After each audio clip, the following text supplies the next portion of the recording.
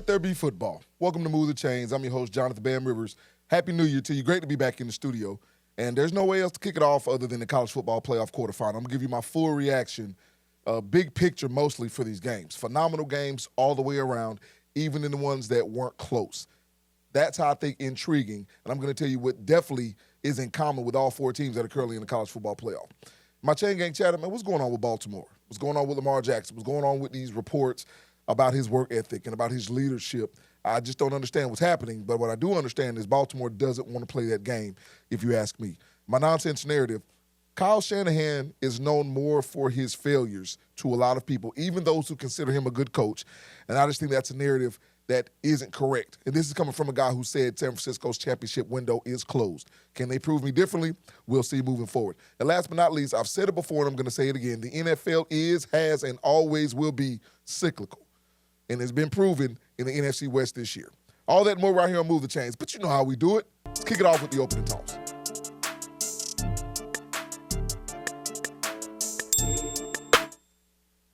Now, let's pump my brakes right here before I actually get into the specific games that transpired this past week in the College Football Playoff.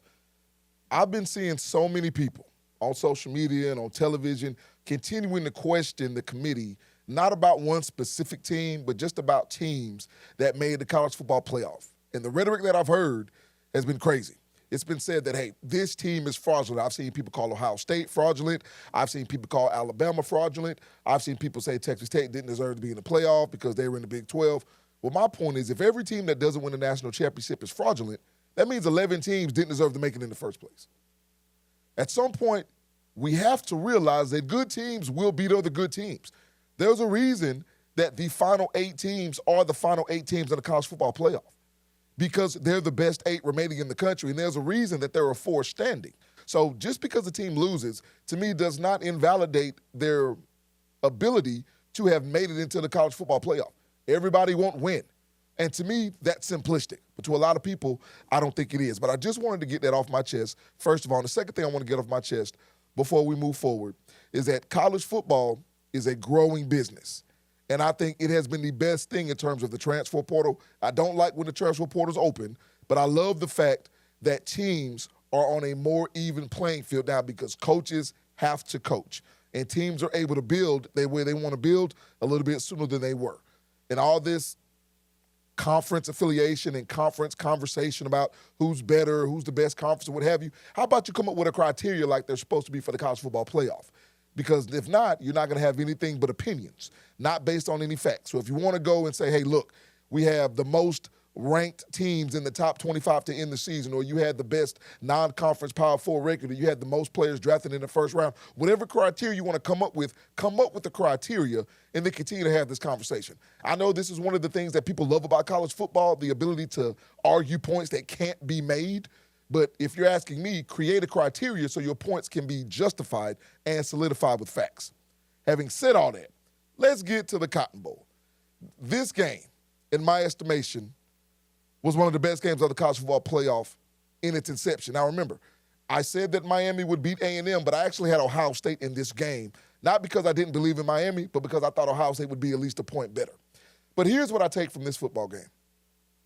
Carson Beck did not have to be phenomenal in this game the same way he didn't have to be phenomenal against Texas A&M. And I think that's a good recipe. But I take away his decisiveness. After the first drive, there was, I think, a first down, and on the second drive where Carson Beck simply got a 4-yard scramble, and he was decisive, though. There was no hesitation. There was no, I don't know what I'm doing. And Miami showed you who Miami is under Mario Cristobal, and see, that's where I want to go here. If you're the Miami Hurricanes, I listen to Mario Cristobal after the game say, you know, people keep talking about the U is back, and he says, I don't know what that means. And I do know that we need to pay homage to the past, but we also have to build for the future. And this is what he said that really blew my mind. He said that things are done differently now. We have to understand how to do things differently. And see, when you look up and down this roster, with 50% of the roster that started this year acquired via the transfer portal, Mario Cristobal is not only saying what he feels like needs to happen, he's also proving it on the field.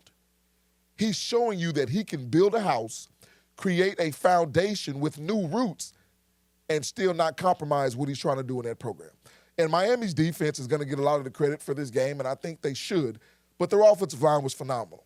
Their game plan was phenomenal on the offense and the defensive side. The fact that they were able to pressure Ohio State a lot in the first half from the secondary and then pressure Ohio State in the second half from the second level with their linebackers, to me, was just magic. I like the way they did it. And if you're Ohio State, this is what you have to think about going into the offseason. I think Ohio State lost to the same team their last 2 games of the season. They lost to Indiana in the Big Ten Championship, a team who beat them up physically, a team who was able to run the football, and a team that even though Ohio State was able to get some big plays down the field, all of their stars and all of their playmakers on the outside, offensively and defensively, weren't enough to make it happen. And you saw the same formula versus Miami. Ohio State is a premier program, but there are premier programs that still need to get better. This doesn't make Ryan Day any less of a coach. This just shows you that there is still a way to win at any level of football, and Miami has shown it to you. And this is a team that a lot of people said didn't deserve to be in the playoff, right? And I'm going to tell you this. I don't take these 2 wins as Miami should have been in. Because if they would have lost to A&M, they still should have been in based on what their regular season was. They're just showing you that they have been one of the best teams in the country for the entire season. Moving forward, let's get to the Capital One Orange Bowl. This game wasn't close, and I'll give Oregon a C+. Oregon played a C+ game relative to what I think their ceiling is. Because, see, Oregon handled this game because of turnovers. That's not taking away what Oregon did. That's a big part of the game. My point is Oregon shot themselves in the foot multiple times. But what I do love about this game, do you know Oregon ran the ball 47 times? Well, why is that important? Especially that they averaged under 2 yards a carry. Because Alabama and Ohio State ran the ball a total of 41 times in their 2 games.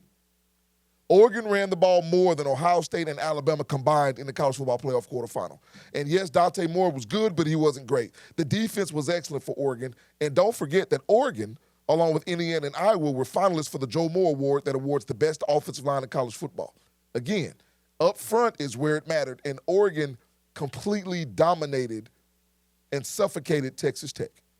Texas Tech was a very good defense. Texas Tech is a very good team. I think they just jumped in the weight class with Oregon, and Oregon proved even on their less than best day, they can beat some of the best teams in the country. All right, moving forward. Now, when we talk about the Rose Bowl, there's not much to talk about here in the Rose Bowl game with Alabama and Indiana, but it's always about big picture for me.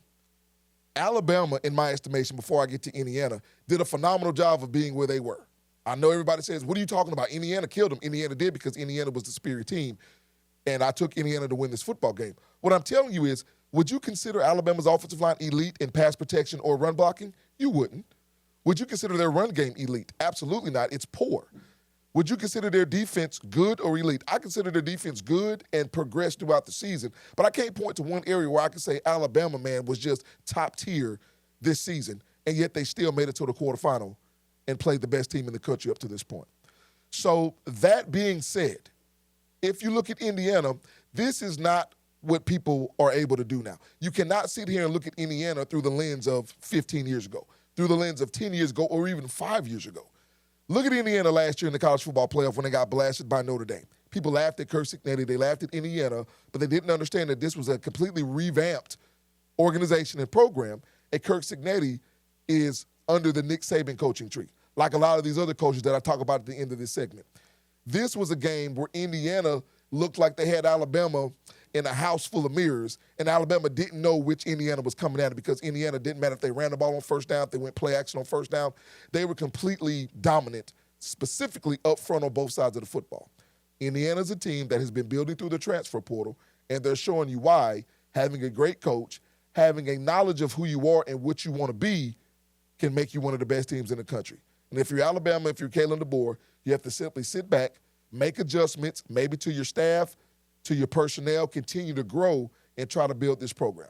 That's where they are, and Indiana made this game. I wasn't surprised they won, but, man, I'm surprised at how they handled Alabama. It speaks more to Indiana, in my estimation, than it does the Crimson Tide. And last but not least, the All-State Sugar Bowl down in New Orleans. I had Georgia winning this football game, even knowing that Kirby Smart said that they got lucky when they beat Ole Miss at home earlier on in the season. Now, this is something that you can't discount. You can't discount familiarity. Ole Miss was familiar with Georgia, and Ole Miss absolutely provided the biggest challenge to Georgia offensively than I think any other team in the playoff would, just in terms of the way they can spread you out and their receivers. But you also can't dismiss how a team responds to this whole Lane Kiffin situation. Some teams fold. Ole Miss obviously has not. And this was a program that I completely had misjudged this year. Not up until this year, but they've proved me wrong. And I think the biggest thing they could have done was keep Pete Golding in the fire and keep him on staff to run this program, regardless if they win a national championship or not. But that guy right there, Trinidad Chambliss, he makes very good coaches and very good schemes look as if they don't have an answer. And that can be a problem moving forward. And before I leave out this segment, I just want to say this. The entire CFP semifinal, when you've got Cignetti going against Lanning in Oregon and Indiana, then you've got Miami with Mario Cristobal and Golding and Ole Miss, all of them came under the Nick Saban coaching tree. My point is, there's always been a success to winning in college football, so don't act like it doesn't exist now. When we come back from the break, I'm going to talk about what's happening in Baltimore and why the Ravens should do everything in their power to make sure Lamar Jackson stays happy. Back with my Chain Gang chatter right after this.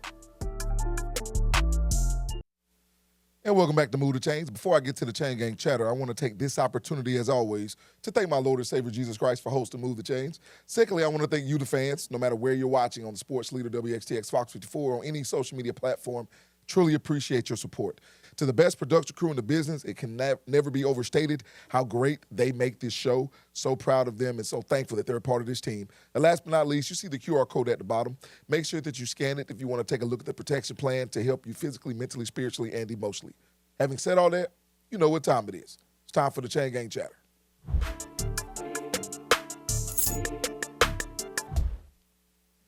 going on with Baltimore? I don't understand what's happening in Baltimore. So I understand the Ravens are 8-8 going into their final game of the season versus the Pittsburgh Steelers to determine who wins the AFC North. And I've just seen these reports, and it really came out of nowhere. You know, I'm enjoying the holiday, watching a lot of football, doing a lot of research as always. And then these stories just start popping up about Lamar Jackson and maybe people not liking the way he's coming to the stadium or to the facilities. And is he falling asleep in meetings and questioning his work ethic? Is he quitting on his team? I'm like, what happened? So is this what happens to a two-time MVP, three-time first-team All-Pro when they're injured? When has Lamar Jackson ever shown you, being anyone in that organization or anyone outside of that organization, that he is an all-in for Baltimore? You can argue that he hasn't played his best in the biggest moments and in the playoffs, and I would always say that's true, but it's also not just in a vacuum. It's also the team hasn't played well in those spots, including coaches. But I haven't seen this, and this is what I'll say. To say that the Baltimore Ravens are better without Lamar Jackson is just completely false. But I will say that the Baltimore Ravens give themselves a better chance to win oftentimes without Lamar Jackson because they understand how great he is. And when they take away that greatness from the quarterback spot, even though Snoop Hundley is a viable backup, they then start to rely on the reason that they built this team the way they built this team and bringing in Derrick Henry. You don't have to absolve yourself from Derrick Henry being a part of the game plan just because Lamar Jackson is healthy. Lamar can do anything on the football field, but you don't have to make him do anything. And that's a Todd Monken problem. That's a John Harbaugh problem. That's an organizational problem. Just because you have one of the best doesn't mean he has to be one of the best all the time. You've got him in the chamber, so when he needs to be one of the best, he can be. So if you're Baltimore going into this game against Pittsburgh, they don't have DK Metcalf. They don't have Darnell Washington. They're going to be limited.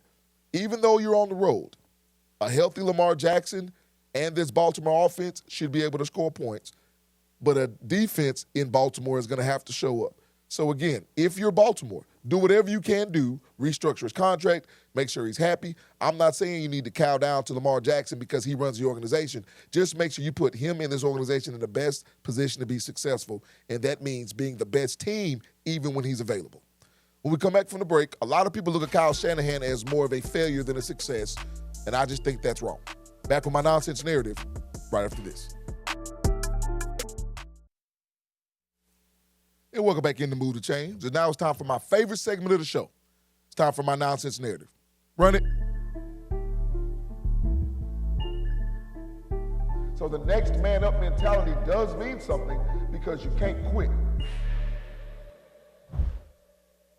Listen, man, I'm not going to sit on this show and be a hypocrite, okay?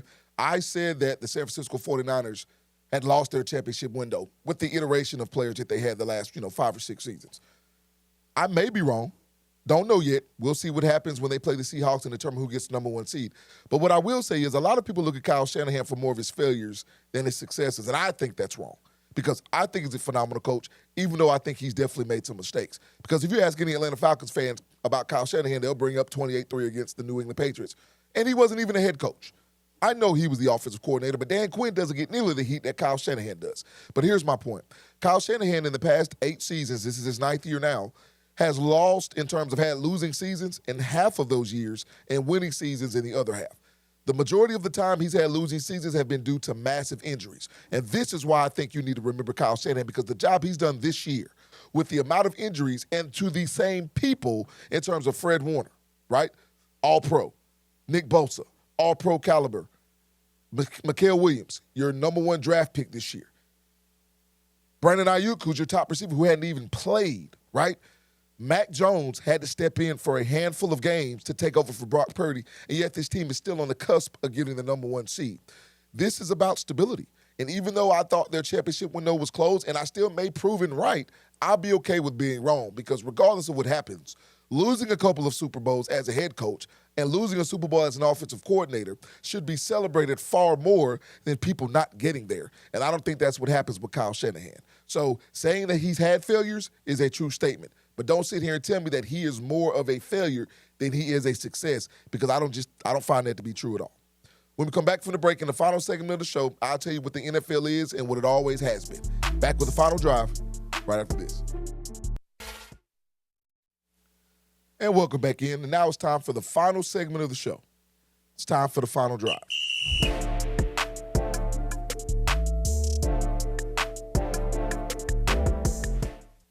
The AFC West got 3 teams in the playoffs last year. This year, it's the NFC West. All it means is that the NFL is cyclical. Things continue to change and things continue to happen. And the way that it's set up, it's not going to change anytime soon. You will see teams from out of nowhere become great, a la the Chicago Bears and the New England Patriots this year, because that's the way the league is set up, and the NFL would not have it any other way. All right, don't forget, you can not only watch Move the Change right here on the Sports Leader WXTX Fox 54, you can also catch us on YouTube. Make sure you subscribe to the channel. Go to YouTube, and it's @move_the_change in the search bar. Make sure you like, subscribe, leave a comment, because we're here for it. And don't forget to hit that notification bell. Hey, another banger for the best production crew in the business. I'm your boy, Jonathan Bam Rivers. Always remember, build every day of your life brick by brick. Click that QR code to look at their protection plan to change your life. And always remember, until next time, right here on Move the Chains, God bless.